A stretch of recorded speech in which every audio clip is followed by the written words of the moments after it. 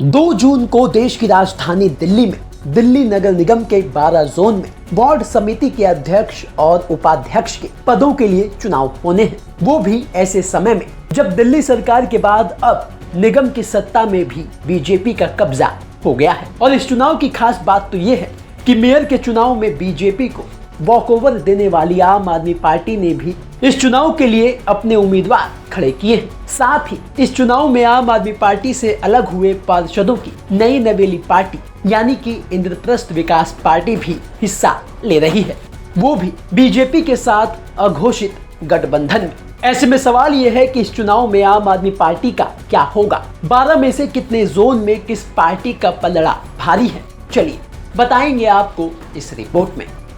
सबसे पहले तो आपको बता दें कि पिछले साल 4 सितंबर को हुए वार्ड समिति के चुनाव में बीजेपी ने 12 में से 7 जोन में जीत दर्ज की थी, तो वहीं आम आदमी पार्टी ने 5 जोन में जीत दर्ज की थी।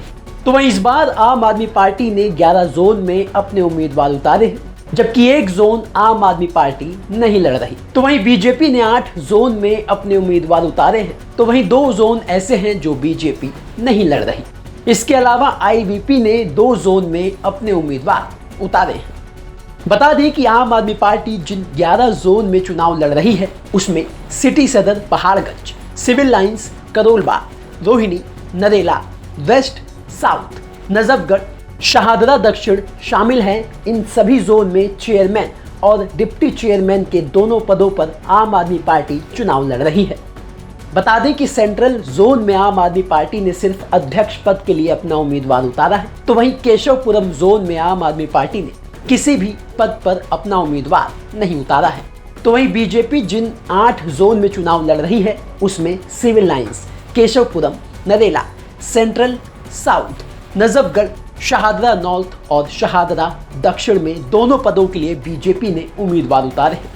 बता दें कि सिटी सदर पहाड़गंज और करोलबाग जोन में बीजेपी ने किसी पद पर कोई उम्मीदवार नहीं उतारा है, तो वहीं आईवीपी ने रोहिणी और वेस्ट जोन में सिर्फ अध्यक्ष पद के लिए उम्मीदवार उतारे हैं। बता दें कि वार्ड समिति के चुनाव के बाद एमसीडी की स्थायी समिति के गठन का रास्ता साफ हो जाएगा। अब आप समझ सकते हैं कि ये चुनाव कितने जरूरी हैं। लेकिन आम आदमी पार्टी के लिए इस चुनाव में क्या होगा? लेकिन आम आदमी पार्टी के लिए इस चुनाव के लिहाज से बुरी खबर यह है कि एमसीडी में टूट के बाद आम आदमी पार्टी के पार्षदों की संख्या सिर्फ 97 रह गई।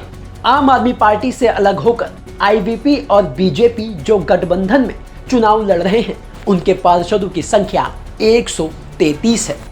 तो वहीं पिछले साल जिस जोन में आम आदमी पार्टी जीती थी, इस बार उसके अपने खुद के पार्षद जो आईवीपी बनाकर चुनाव लड़ रहे हैं वो आम आदमी पार्टी को बड़ा झटका देने वाले हैं। तो कुल मिलाकर मेयर की कुर्सी छीनने के बाद 12 जोन में होने वाले वार्ड कमेटियों के चुनाव में भी अरविंद केजरीवाल की आम आदमी पार्टी को बड़ा झटका लगने वाला है।